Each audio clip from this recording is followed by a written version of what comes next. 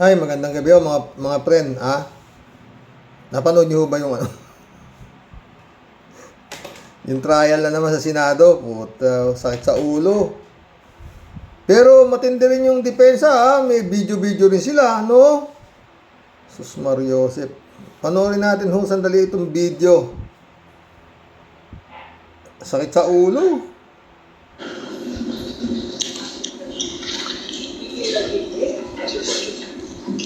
Counsel, for the record and for reference, kindly identify the timestamp that you will be playing. I presume in chronological order.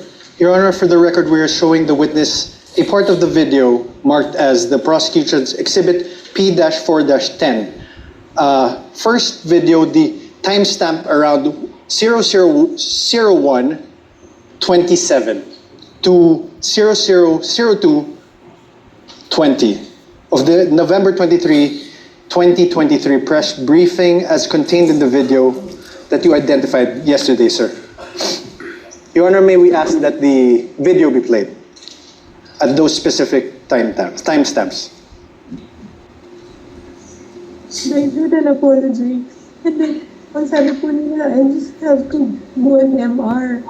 And I did an MR, but they did not rule on it. And then suddenly they have an order transferring me. When ang nauna naman na order ng final ng lawyer. Tama na yan. Ang ipinakita huli ng video, yung video ni Zulaika Lopez. Hindi ko tayo anong koneksyon niyang video yung pinapakita na yan? Doon sa video ni Sarah na kumontak siya ng assassin. Anong niyan? Anong relevant niyan sa English? Paano niya gigibain yung video ni Sara Duterte sa video ni Zulaika Lopez? Ano ba yan?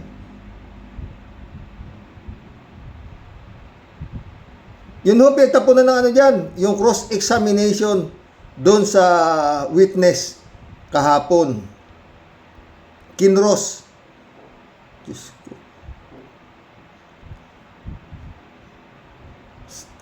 25 million ho yan isang araw. Aabutin ho yata ng 90 araw yan, times nyo sa 25 million, itong anak ng puta, daming pera niya, no? Mga boss, ang daming nagugutom. Yan lang ang pinag-uusapan. Yung isang si Sayad, dinidepensa nila si Sayad. Ewan ko kung paano i-depensa ito, mga boss. No? Grave threat ho yung pinag-uusapan dito. Saka inciting to sedition. At itong napakagaling na abogado ng defense, tinanong yung witness, meron ba ikaw alam na si Sara Duterte ay na-involved sa nag-grave threat siya? At meron ba siyang kaso na inciting to sedition? Meron ba yung kaso? Yun ang tanong niya, sa sa witness. O, di wala. Kung meron, ano ba naman tanong yan? Kung nakakasuhan niya, kung naging guilty sa grave threat yan, o kaya saan, wala nga nagkakaso, siya. Dapat tanggal na nga yan, kung kinasuhan nung si Abby Andres. Tanggal na dapat yan, matagal na hanggang ngayon, ayaw pa lumitaw si Abby Andres. Ayaw tumistigo. Di ba? Paano? Anong klaseng mga tanong yun, talagang, buti na lang, bukas wala na, sa Lunes na naman, kung hindi talagang masisiraan ka ng bait. Oo. Dito sa mga depensa na ito. Puta, meron akong may naglalambing kay Sayad. Oo, kay Sayad. Oo, may naglalambing. Makikilambing din tayo. Napakagaling ng abogada. Abogada ho, hindi abugaga. To. Mahaba po ito Pero napakagaling ho ito si Jean Reyes, Attorney Jean Reyes. Oo. Hinimay niya ho yung yung katatapos na diyan sa Senado. Pakinggan natin siya. Naglambing ho siya with the rules. Ako, Naglambing ho siya kay Sara. dun din sa statement ni Senator Pia Cayetano, I actually agree with that. The councils must also be reminded na hindi pa tayo pwedeng magbigay ng mga closing statement or mga statements na similar to a conclusion of fact or a conclusion of law. So, sa punto na yon, I agree with the senator judge as well. Kailangan ay maging fair din sa defense at maging fair sa prosecution. But then again, repasuhin or i-remedy pa ng Senate yung kanilang rules because the proceeding has been becoming tedious and boring. Dapat ay mag-focus sila doon sa sinasabi ng witnesses. Kala ko ako lang na boring eh. Talagang halos lahat nagsasabi eh. Talagang anong boring. Pero gusto na hong tapusin ni Attorney Jen Reyes ang kaguluhan dito. Kaya ho siya ay maglalambing kay Sara. At hindi maging, avenue na naman ito para magkaroon ng political color ang impeachment trial.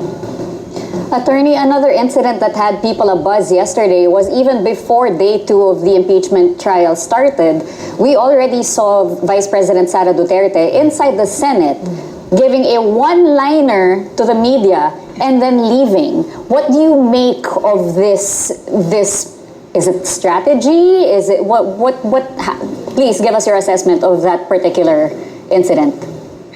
Premium Tagoy is super. Give us your assessment of that particular incident.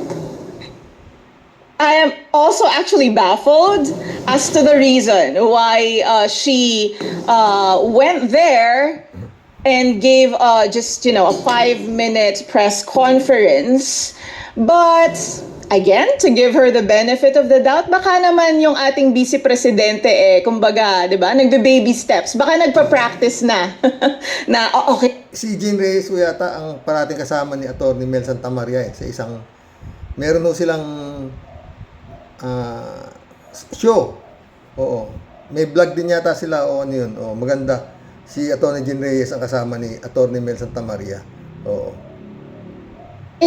Kaya ko naman palang humarap dito sa loob ng Senado. Baka naman nagpa-practice na siya and we are hoping na umattend siya eventually sa kanyang impeachment trial doon na sa proper venue na sana ay nandun na siya sa loob mismo nung lugar kung saan nagko-conduct ng trial because I don't see any other reason kung ang kanyang purpose ay i-meet ang kanyang defense team, pwede naman niyang gawin after the busy day of her defense counsel defending her yesterday.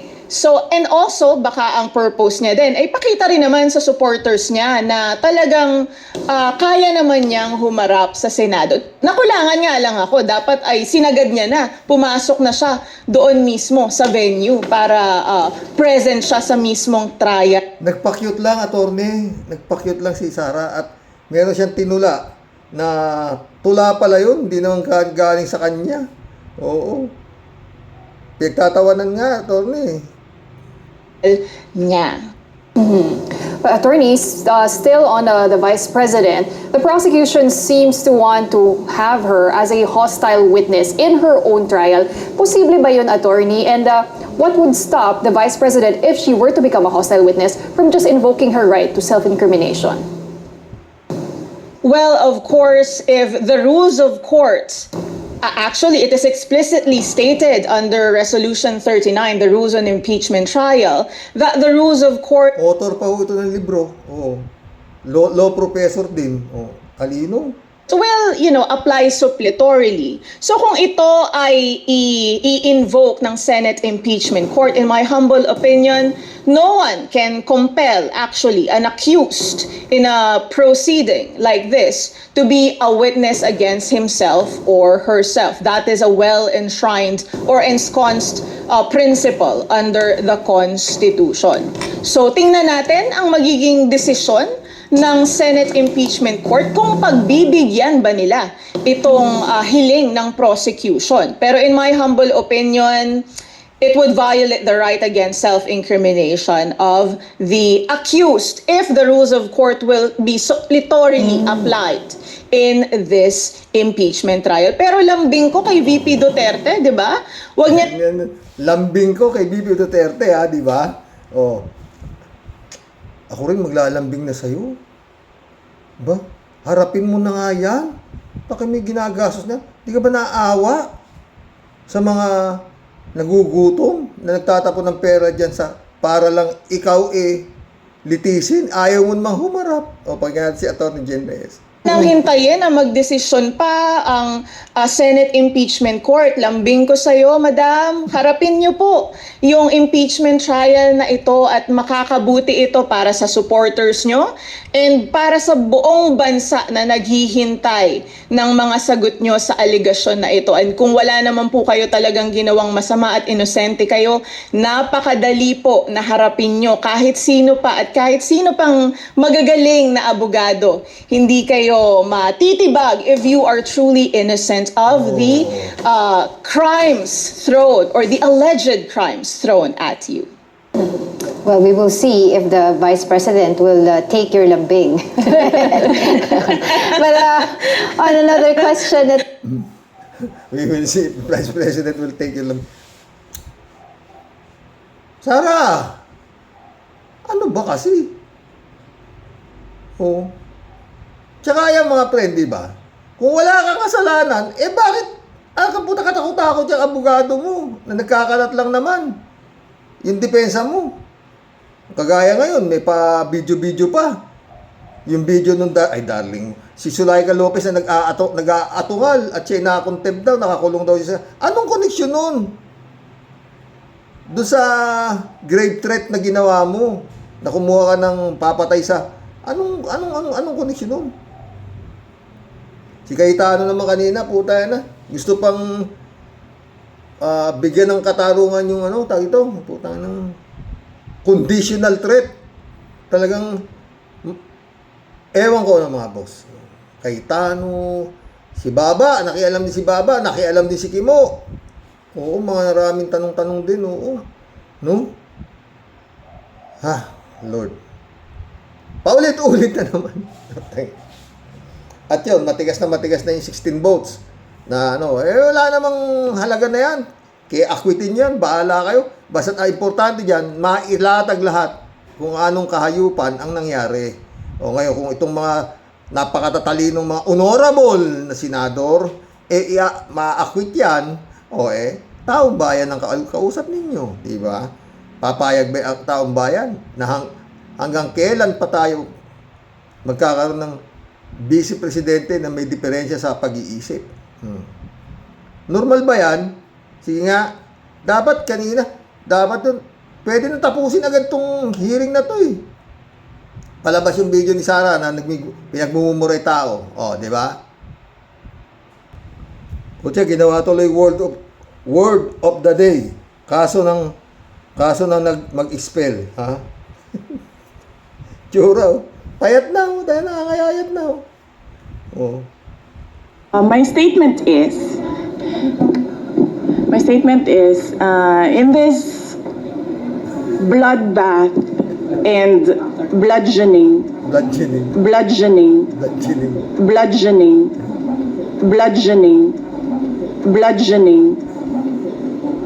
I will be blooded but unbowed. Maraming salamat. My statement is, Diyos ko, yan ang idinidepensa nyo. Ano ba yan?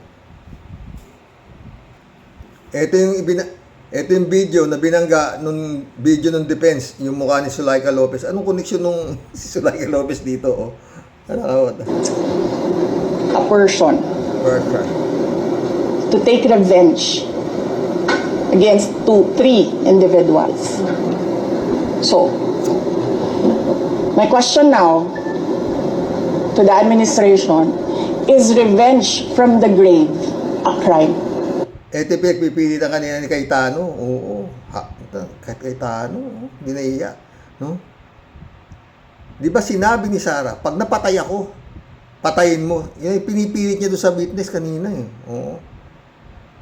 So, kung hindi siya patay, do?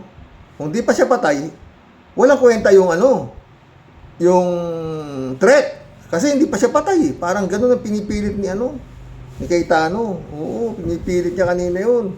Na, pero matindi yung yung witness na MBI. Hindi siya lumusot. Ito yung binangganong video na pinakita ng defense. Takin mo yun. So, but you already talked to a person. Yes. Do that. I did not make an assassination threat to the president. Sila lang nagsasabi niyan. Sila lang nagsasabi may assassination. Sila nagsasabi may assassin, may gunman. Next question. Not say that. Sana. kayo if confident kayo sa numbers ng House and sabi nyo, hindi kayo confident. And May kinausap na ako na tao. Sinabi ko sa kanya, kapag pinatay ako, patayin mo si BBM, si Yun ang itinitigas ni Cayetano kanina. Oo.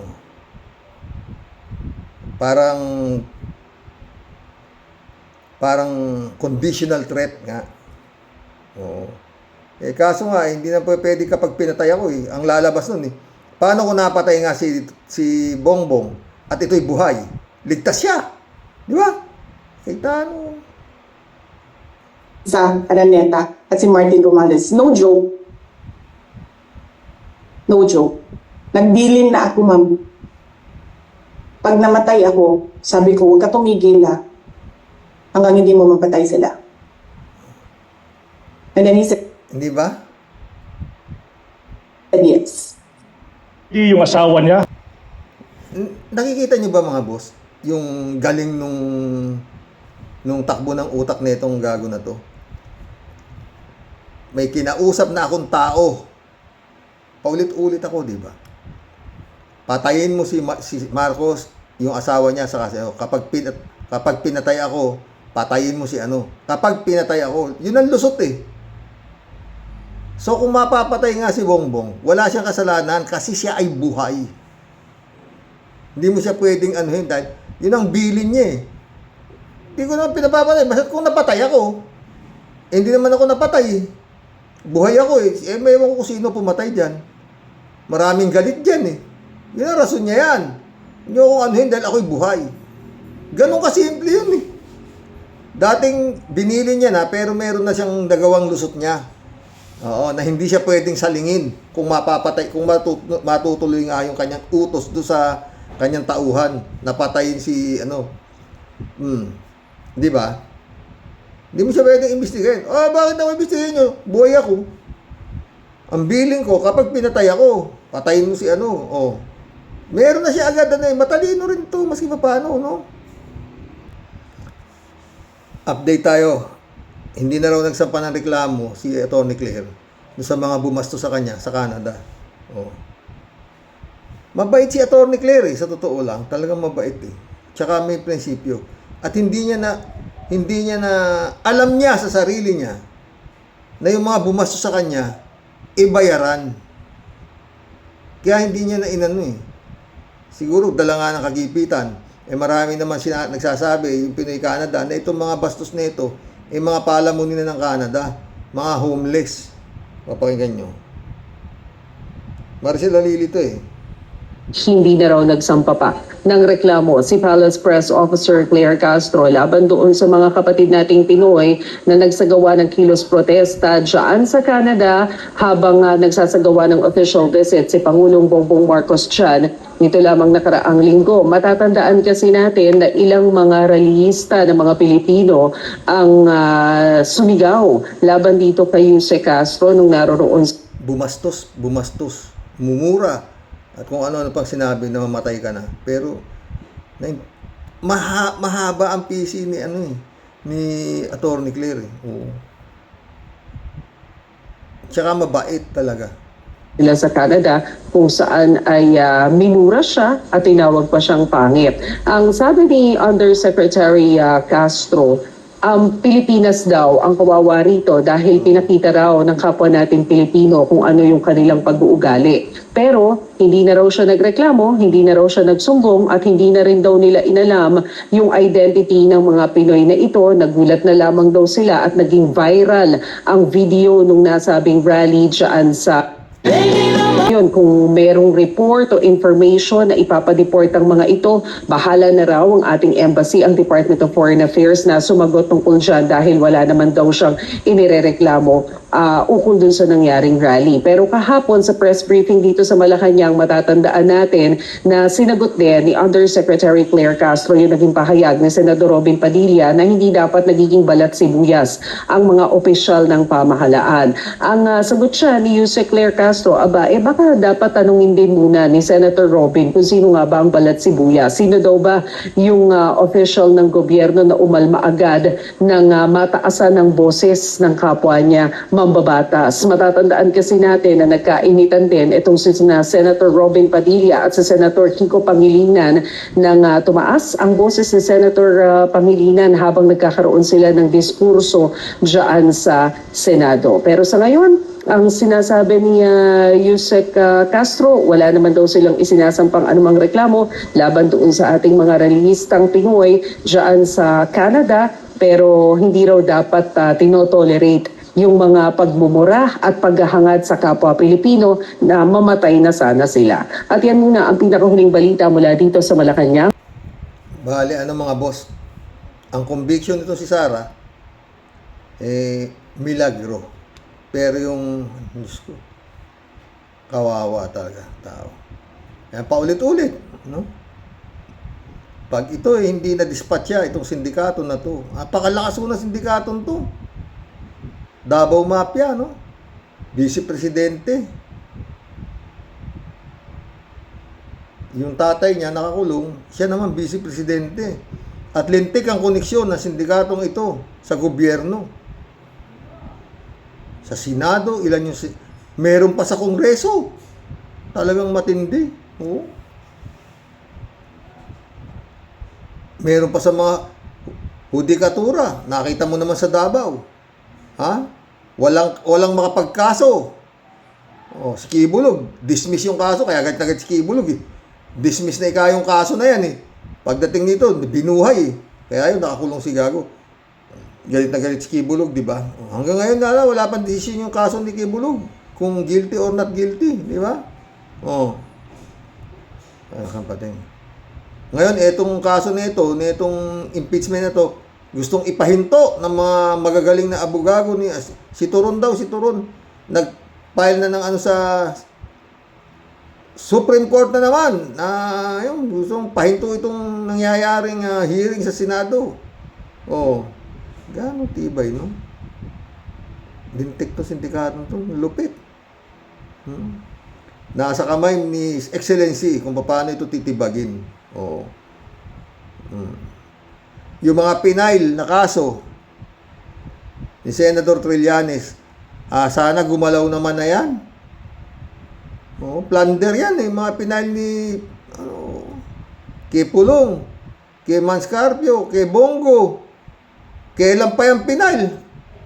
Katagal-tagal na, sabi nga Trillanes, kumpletong ebidensya. Natutulog. Sa ombudsman pa ha. Ewan ko. Yan. Sige. Amoy. Ha? Magkulab na tayo mga boss. Aba naman to, mga depensa na to. Lalaki ng bahay. Pero wala nga kasi yung depensa eh, no? Jing Reyes talaga, naglalambing kay Sara si Atty. Jing Reyes. Oo. Ano ba naman kasi, kung wala kang kasalanan, ba't hindi ka humarap? Anak ng puto. Tama yung si Atty. Maski sino pang magaling na abogado, kung wala kang kasalanan, kaya mong sagutin. Punta ka dyan sa Senado, tapos tutula ka. Papakyut, anak ng puto. Ano yan? Hala. Ewan ko. Paulit-ulit ako. Hindi basta kapal ng pagmumuka ng isang senador ang kailangan para makapag-render ka ng desisyon na i-acquit itong si Sayad. Sa 4 na articles of impeachment, ha? Buti kung isa lang. 4. Sa 4 na yan, isa lang dyan, makumbik siya, tapos na. Kaya nga sinasabi niyan, if I get impeached, that's in my end. Tsaka puta, mahiya ka naman, Sara. Tatakbo ka ng presidente. Putang ina, ganyan ang itsura mo. Track record. 2 times impeached by the Congress. Naknang puta ng track record yan. 2 beses na impeach sa Kongreso. Accomplishment report. Meron? Wala.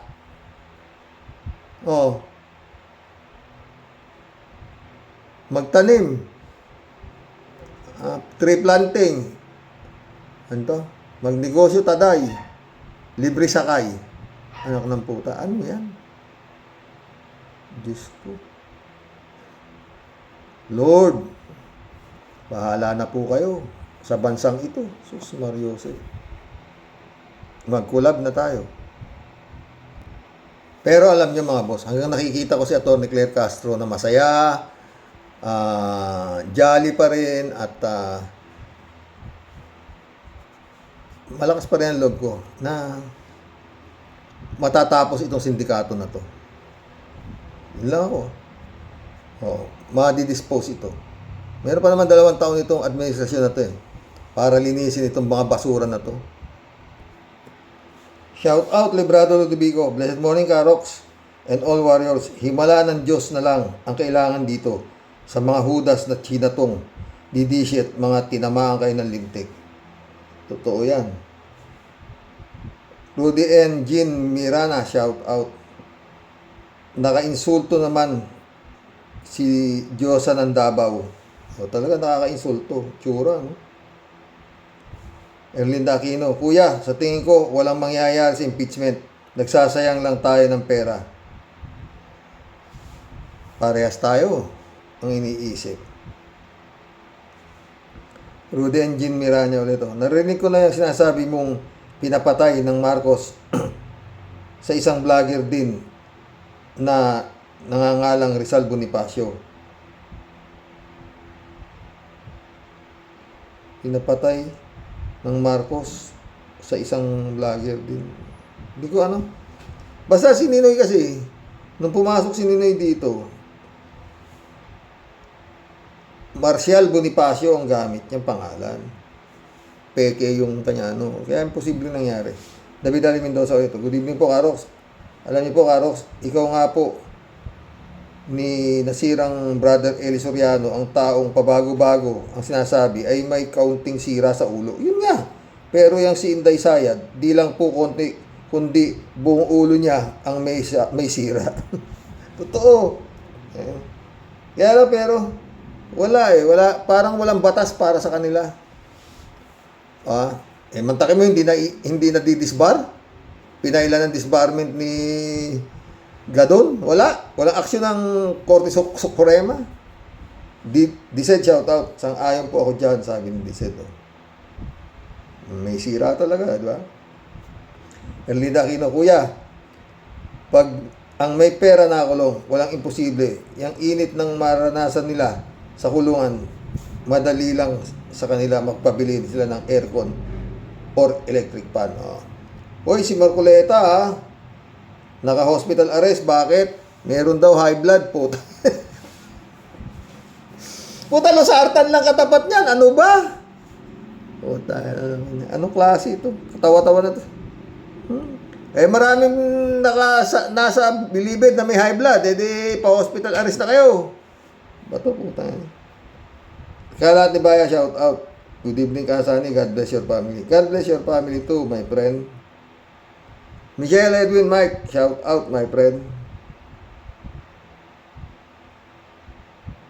David Ali Mendoza ulit, Karoks, natira din po ako dyan sa Davao ng 2 buwan noong 20,000. Akala ko din po noon ay tahimik ang Davao. Yung pala, takot lang sila kasi nga may Davao Death Squad si Digong. At kapag kinalaban mo sila, ay siguradong may paglalagyan ka. O, diba? Maraming nagsasabi. Pero yung mga iba pumupunta dyan, na hindi naman dyan nananatili, akala nila talaga tahimik ang Davao. Eh, bawal nga manigarilyo, bawal magkalat. Anak ng putang, akala mo talaga napaka-disiplinado. Oo. David Ali Mendoza ulit. Karox, sumakit din na parehong ulo ko. Sinabi ni Sayad, the bloodbath at blood juning. Ang ina, nabasa lang pala nung gago, hindi naman. Plagiarism daw sabi. Mary Lebron, shout out. Apolinar Tolentino, shout out. Pagka hindi umubra ang talino ng defense sa impeachment ni BP Sara at mahalukay lang lahat ang pagkatao at masamang ginawa niya, palagay ko baka mag-resign na lang yan para makakandidato sa 2028. God bless you and your family, Karox. God bless, Apolinar Tolentino. Hindi yan magre-resign. Sa kapal ng pagmumukha niyan. Alam ba siya magre-resign? Ayos na nga sa Senado eh. Insurti balay na yung Senado eh. Oh.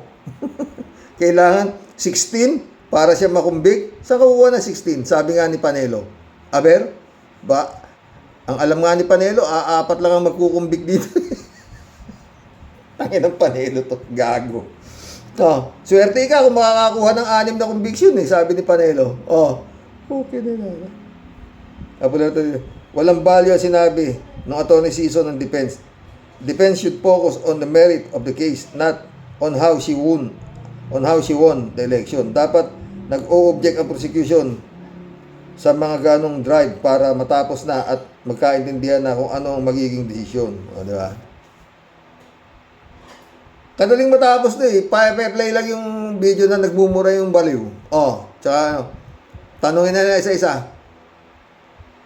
Oh, pati yung defense, tanungin na.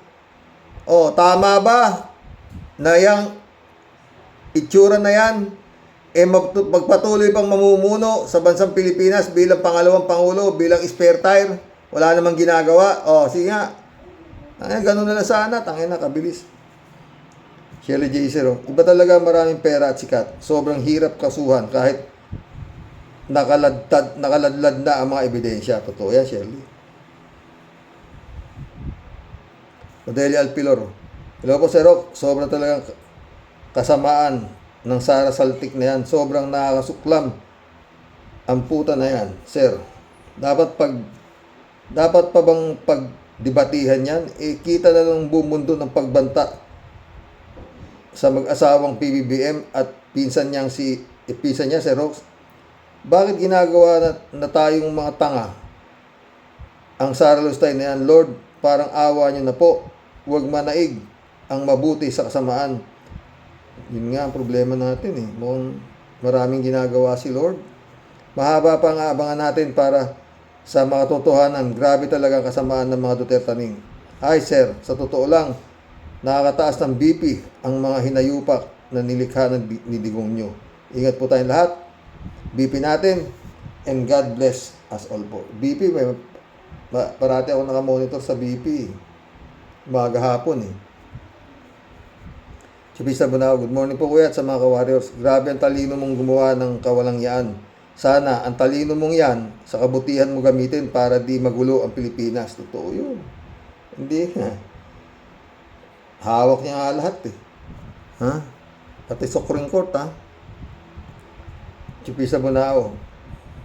May bago na namang mapupulot ang mga kabataan para gumawa ng krimen. Tapos ang sisi kay Kiko Pangilinan. Napakalambot talaga ang PBBM ng gobyerno mo. PBBM, wala ka talagang pwedeng magawa sa problemang ito. Parang nakakawala ng pag-asa pag maayos. Parang wala ng pag-asa pang maayos ito. God save the Philippines. Totoo, yun na lang ang dasal natin dito eh. Chupista ulit oh. Hay nako, Kimo. Kuya, sabi niya ayaw niya ng insertion tapos meron din pala siyang insertion 150 million. Anyari, Kimo? Wag nga kami, sinungaling ka. Ang yabang mo pa. Oo, yung kay Boy Abunda, napanood ko rin yun eh. Oo. Malangya ka talagang Kimo ka ha. Chupista Bunao ulit oh. Kuya, anong ilang taon pa tayong magtitiis kay Inday. Baka nga di na po tayo makawala sa pamumuno niya. Baka daig pa natin ang North Korea. Ay, buhay. Kawawa naman si Juan de la Cruz. Totoo. JTV, tol. Good day, tol. Subscriber, tama ka, tol. Nakakasakit ng ulo. Totoo. Teresa Marie, shout out. Shameless, sabi niya. Pastor Jun Lagon, my friend, shout out, ha. Marila Pabiano, good morning po tayo sa mga ka-warriors. Yung kapalaran ni Digong at Marcolecta, magkaparehas. Nung nasa labas pa sila, wala silang tigil ng dakdak, kaya pinatahimik sila ni Lord. Inilagay sa dapat kalagyan. Kaya yan namnamin nila ang hatol ng nasa itaas. Totoo yan. Marila Pabiano ulit, to. Ito si Pia Cayetano, tila malaki insecurities niya kay Senator Risa. Palagi tila kakapusin ang hininga sa gigil sa plenary. Yun nga, grabe, di matanggap na di na sila may hawak na Senado, di ba? May ganun din yata yung Pia, no? Parang may diferensya rin, no? Lourdes Nugid, shout out. Patunay lang na walang kwentang batas ng Pilipinas. Sang-ayon ako sa'yo. 3JC Hope, shout out, ha. Hello, Sir Rox. Kumusta naman kayo dyan? Meron palang super typhoon. Malayo sa amin, friend. Tsaka hindi tatama, eh. Pupunta ng Taiwan daw. Nawa ay nasa maayos kayong lagay. Laging magdasal at kahit punong-puno ng happenings dyan, kay Lord lang tayo aasa. Sinabi mo pa. Well, ang trial ni Sara napaghahalata na ang mga abogado niya walang sapat na panlaban sa ebidensyas ng prosecutor. Kaya the best way to win the game is objection, Your Honor. Barahin si Senator Risa Ontiveros, manggulo lang. Guluhin ang nagsasalitang abogado sa prosecution. Wala silang matinong ma-present sa trial na dapat doon nakapokus ang usapin. O meron naman silang na-present ngayon. Friend Jane, ang napaka maramdaming best friend ni Sayad na si Zuleika Lopez. Saan yung kasong sinampa dyan? Alam ko sinampahan ng kaso yun. Wala rin. Akalain mong mga abogado di Campanilla di Mantikilla ang mga abogado ni Sara. Di basta-basta. At di rin basta-basta ang singil na mga yan. Pero anong klaseng mga abogado to? Nahawa na kikimo.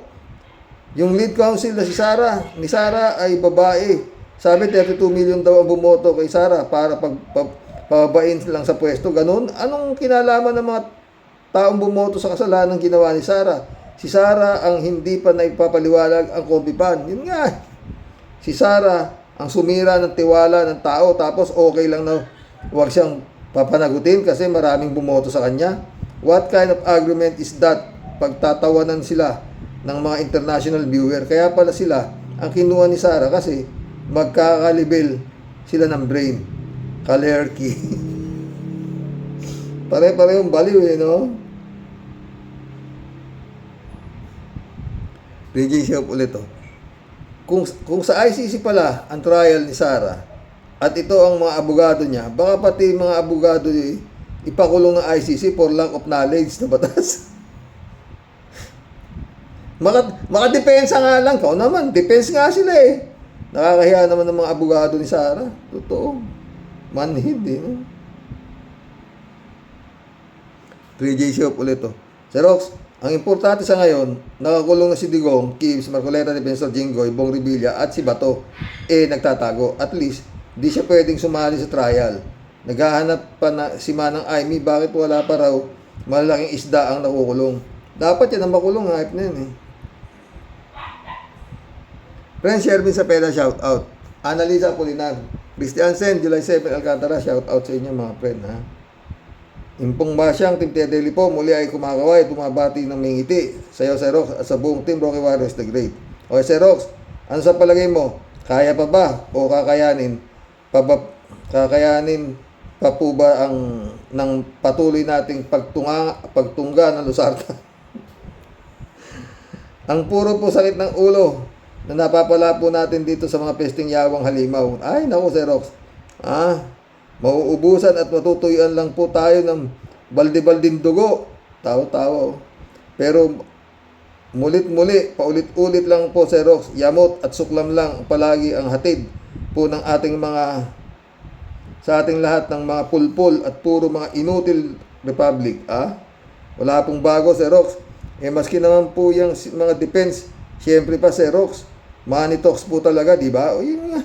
Di naman po papayag yung mga pulpul na yan ng isang kalan po yung mga ubod po nakakapal nilang pagmumuka kung barya-barya din lang ang mapapala. Ano po? Nako, tayo ba naman po, Sir Rox, itutulad pa nila tayo sa kanila. Alam po nila, lahat na sila po susuong sa gera, pero ang mga baril po nila puro ampaw. Kasi wala po laman bala. Siyempre pa, Sir Rox, di naman po lihim sa kanila.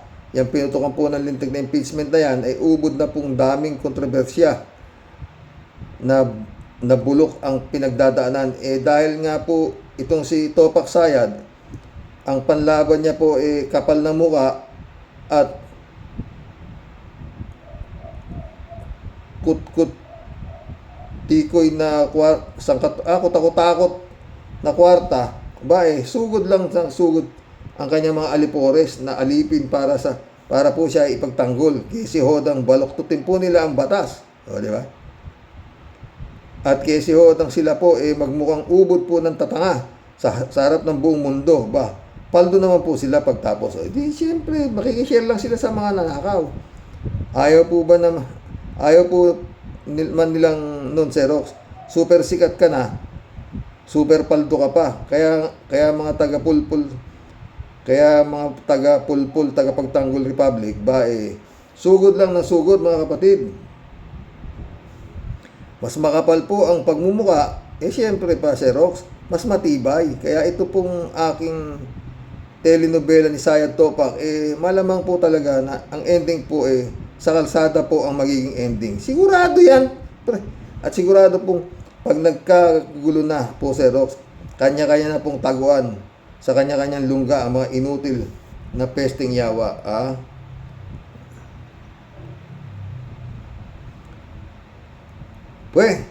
Nako, talagang sarap ninyo talagang paghahambalusin at ibitin ng patiwarik, mga buwiset, mga leche, mga pesting salot, puro kayo mga buhayang hagum, manang-mana kayong lahat sa Panginoon ninyo, mga lahing satanas, puro kayo mga salot sa bayan, mga leche, kinam. Eddie Luna. Hi, hello, Karox. Magandang araw sa topic mo ngayon. Sinasabi ni Sayad na siya ay pinapapatay ng Marcos. Gawa-gawang lang niya yun. Hayop na yan. Una, wala siyang ebidensya. Yun nga, na talagang totoo na pinapapatay siya sa Marcos. Palibhasa, tanga, bobo at sinungaling ang babae na yan. Samantalang siya itong maliwanag na sikat ng araw ang kanyang pagbabanta. Hindi lang ilang beses kundi hayop talaga babae na demonyo na yan. Salamat, Karo. Satanas nga yan, mutang na yun. Lahi ni Digong, di ba? Lahat sila, mga demonyo. Eddie Luna ulit. At saka, isa pa, Karox. Yung green box na yan, na galing sa BIR, may ebidensya yan na lalong magpapalubog sa mag-asawang Judas. Napakaliwanag na tinatago sina Sara, si Raulo, at talagang masama para sa kanila, parang nagtatanga-tangahan mga senador na yan. Ewan ba natin, Karox? Alam nila na may masamang tinatago sa box na yan, hindi nila magawan ng paraan na legal na mabuksan yan. Ang patanga nyo, mga senador, tangina nyo.